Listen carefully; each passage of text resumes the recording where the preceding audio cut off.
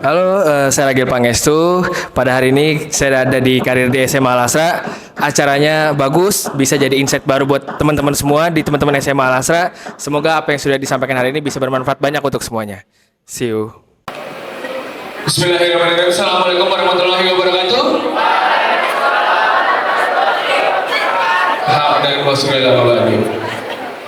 Oke,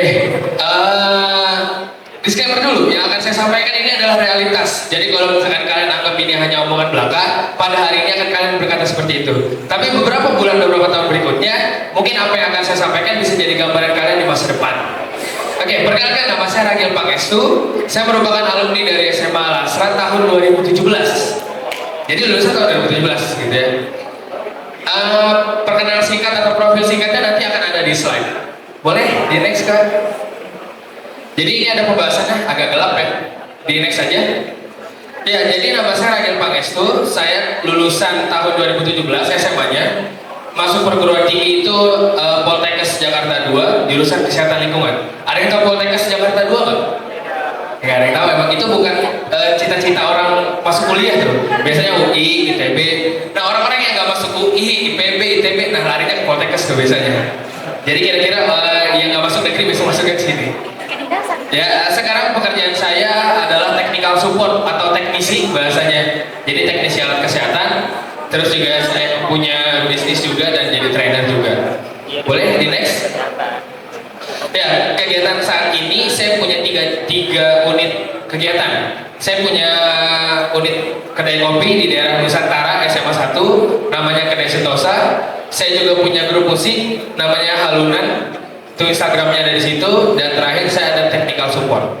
Nah, apa yang sudah saya bangun pada hari ini di kegiatan ini sudah saya pupuk dari 10 tahun ke belakang. Boleh di next saja. Nah, jadi kalau saya berdiri hari ini di sini, tidak serta-merta saya bisa seperti ini kalau tidak saya pupuk beberapa tahun ke belakang atau 10 tahun ke belakang. Boleh di next. Jadi itu sudah berjalan dari tahun ke tahun. Ya, ada di tahun 2014. Next. 2014 adalah tahun di mana saya menjajakan kaki pertama kali di SMA Al-Asra. Saat itu sebagai orang yang baru masuk SMA swasta saat itu punya rasa insecure yang cukup tinggi. Jadi saya berusaha segiat mungkin untuk membuktikan diri saya bahwa saya bukan orang biasa. Jadi saya berusaha keras untuk membuktikan itu. Jadi saya lakukan hal yang pertama adalah, sorry bukan yang ini teman saya lagi tidur di masjid atas. Itu ada teman saya itu. Ya, jadi saat itu di next, yang paling susah adalah membentuk mindset. Jadi kalau kita pasti berupaya waktu SMP zaman saya lagi. Waktu itu nilai untuk masuk ke SMA menggunakan NEM, nilai teras murni, jadi nggak pakai apa-apa lah. Saat itu orang-orang yang dulunya nyontek ke saya, kok bisa masuk negeri, sayanya malah masuk swasta saat itu. Jadi yang paling susah adalah membentuk mindset. Tapi saya ingat betul ketika masa pertama kali saya datang ke Al-Asra, zaman itu sebutannya MPPD atau kalau sekarang MPLS. Saat itu ada salah satu guru yang ditunjuk sebagai ketua MPPD bilang seperti ini. Ya bilang kayak gini, kurang lebih ya. Kalian datang ke sini bukanlah orang-orang buangan dari sekolah negeri. Kalian dititipkan Tuhan untuk dirawat oleh kami semua untuk belajar di sini. Gurunya masih ada sampai hari ini, yaitu Bu Heni dia. Terus tangan untuk Bu Heni dia. Mungkin Bu Heni juga nggak sadar waktu itu ngomong kayak gitu. Tapi saya ingat betul, jadi Bu Heni yang ngomong kayak gitu. Dan pada saat itu, akhirnya mindset saya mulai kebentuk. Dan apa yang saya lakukan harus lebih dari apa yang teman-teman SMP saya lakukan di sekolahnya masing-masing. Di next. Nah, mindset itu penting. Sekarang saya kasih gambaran. Kalau di sini kita nggak tahu, ini kita hilangkan ya. Ada serigala putih sama serigala hitam. Ya, ini kita kesampingkan. Dia makannya apa, dia tidurnya jam berapa, pemiliknya di mana, kandangnya di mana. Itu kita kesampingkan. Kira-kira ini kalau berantem ya, nih, serigala hitam sama serigala putih siapa yang menang? Kalau sangar-sangaran siapa yang menang? Padahal ini cuma lihat warna. Tapi kita bisa jawab kadang-kadang serigala hitam lebih sangar daripada serigala putih. Ini cuma main warna. Oleh karena itu, warna permainan kayak gini yang disebut sebagai personal branding dari seseorang. Kita ngelihat seseorang, kita sebut satu orang, ya keluar ini. Kita sebut seseorang, kita keluar ini. Jadi kalau misalkan ada serigala hitam sama serigala putih, kita bisa tahu nih, oh serigala hitam kayaknya lebih galak deh, kayaknya kan. Di next. Nah, mencapai ke personal branding. Kalian mau dikenal apa pada saat ini? Jadi personal branding ini adalah pemupuk dari apa yang kalian mau sampaikan nanti di karir masa depan. Ya, jadi sesuatu yang disepelekan namun penting dalam berkarir nantinya. Foto saya di sini diambil tahun 2016, di mana saat itu kesulitan dalam menghadapi berbagai cobaan. Di next. Nah, ada symptoms atau bonus demografi. Kalian perlu tahu definisi ini. Bonus demografi artinya orang muda lebih banyak daripada orang tua di negara kita. Jadi kita lagi ngadepin itu, orang mudanya lebih banyak. Tapi itu jadi dua mata pisau. Kalau orang mudanya banyak, ya oke banyak. Kalau orang mudanya banyak nggak berkualitas, gimana? Ya, itu harus dibentuk dari sekarang. Kita harus tunjukin kalau kalian sebagai lulusan SMA nantinya adalah orang yang berguna nantinya, punya skill yang banyak, punya soft skill yang banyak, seperti itu. The next. Oleh karena itu tahun 2015 itu tahun persiapan untuk saya. 2015 saya jadi ketua OSIS di SMA Al-Azhar. Saat itu SMA Al-Azhar OSISnya gak kayak sekarang punya almet, enggak. Dulu boro-boro punya almet, nggak ada. Terus punya mading, nggak ada juga mading. Jadi pada akhirnya mulai banyak program yang saya lakukan.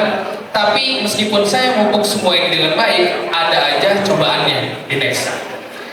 Ini mengandung kata eksplisit, jangan dibaca, jangan disebutin, tapi dibaca aja. Di mading itu saya taruh kotak saran. Nih kotak saran.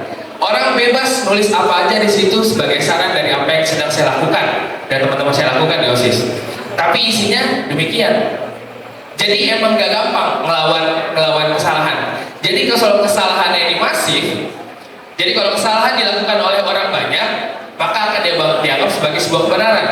Tapi kebenaran harus ditegakkan. Namanya berlian taruh di tempat sampah akan tetap berlian namanya. Jadi itu harus terus dipupuk. Gak gampang.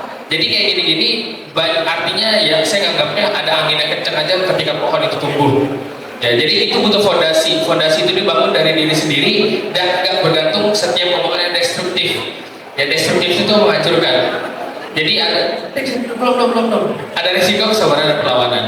Tapi tenang aja, semua omongan ini pasti berlalu sampai pada akhirnya di tahun di tahun berikutnya saya kepilih jadi ketua OSIS terbaik di Indonesia tahun 2016 kalau nggak salah.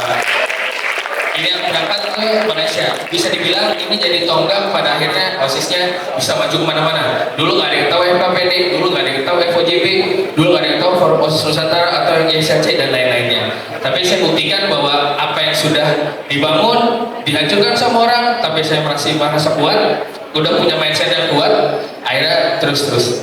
Di next. Nah, kalau SMA sudah selesai, artinya saya sudah selesai SMA. Karena saya punya mindset dan personal branding yang kuat, jadi dulu lulusan saya di tahun 2017 kalau Ragil gak ketua OSIS tuh, Ragil ketua OSIS tuh. Padahal saya lagi main futsal nih, Ragil ketua OSIS. Kan gak ada hubungan dengan main futsal sama ketua OSIS. Jadi itu udah kebentuk aja sendirinya.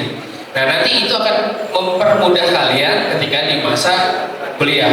Ketua OSIS bukan cuma ketua OSIS personal branding. Kalau kalian bisa nge-band itu jadi personal branding. Kalau kalian jago gambar itu jadi personal branding.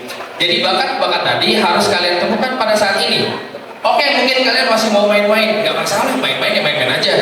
Tapi jangan sampai bakat-bakat ini kalian sia-siakan untuk kedepannya. Jadi bukan cuma belajar aja kok. Jadi ada banyak hal lain untuk dilakukan. Next. Nah ini kembali ke yang tadi, boleh di next. Yang pada akhirnya dari apa yang saya bicarakan tadi, saya udah kerja di dunia kerja technical support, kerjanya keliling dari Sabang sampai Merauke, dari yang ada listrik yang kencang sampai listrik cuma ada dari jam 6 sampai jam 10 malam, itu ada di daerah Papua. Jadi udah banyak perjalanan dilakukan. Di next.